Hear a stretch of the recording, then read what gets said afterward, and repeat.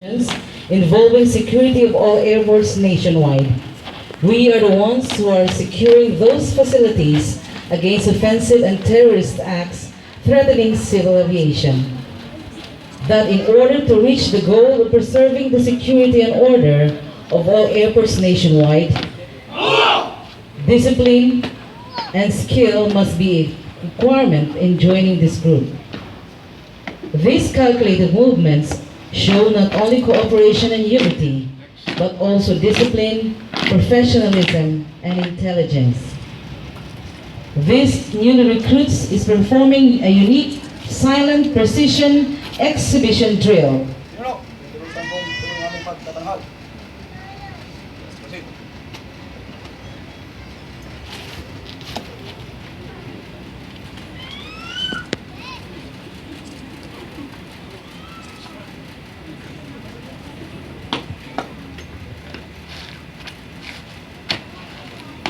The purpose of which is to instill into their minds that in entering the service, he must not act alone.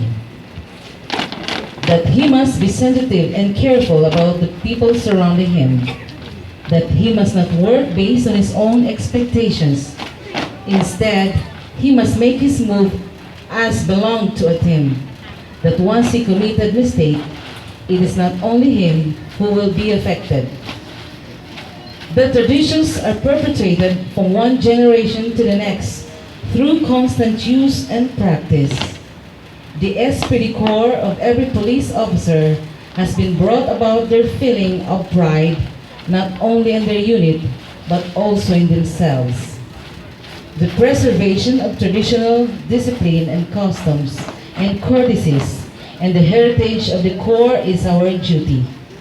But then, it is our further duty to see that the same high standard of discipline and esprit de corps is not only preserved, but also further strengthened. The main purpose of close order drill is to teach them by exercise to obey orders and to do so immediately in a correct way. Thus, it is the foundation of discipline and esprit de corps, and it also the finest method for developing confidence and discipline to an individual. Also, he must learn the agony and hardship of being a uniformed personnel. For those who sacrifice more and those who are more entitled in reaping the fruits of their labor. For those who started from bottom are the ones who are fitted to be recognized as triumphant. It has been a practice and tradition of military organization to form their own marching platoon. This is to inculcate into the cadets' mind the importance of teamwork and cooperation. We train these candidates to have a keen spirit for eternal coordination between their colleagues. We select the best among the crowd, the cream among the crop, and still press those who will excel amongst them.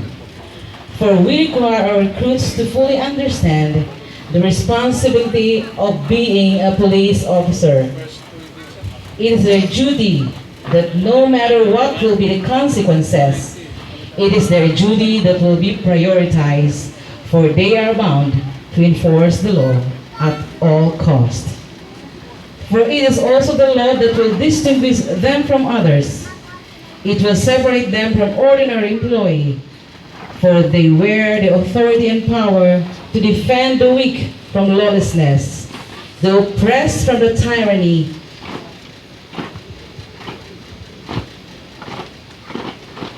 those who have less in life from those who will take advantage from their faith and benefit from it.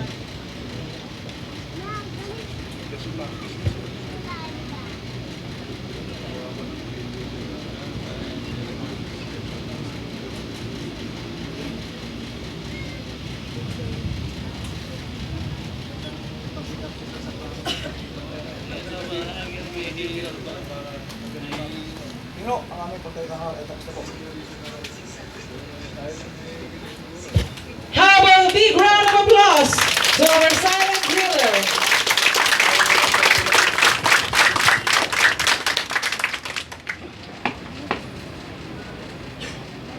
namin yan, sir.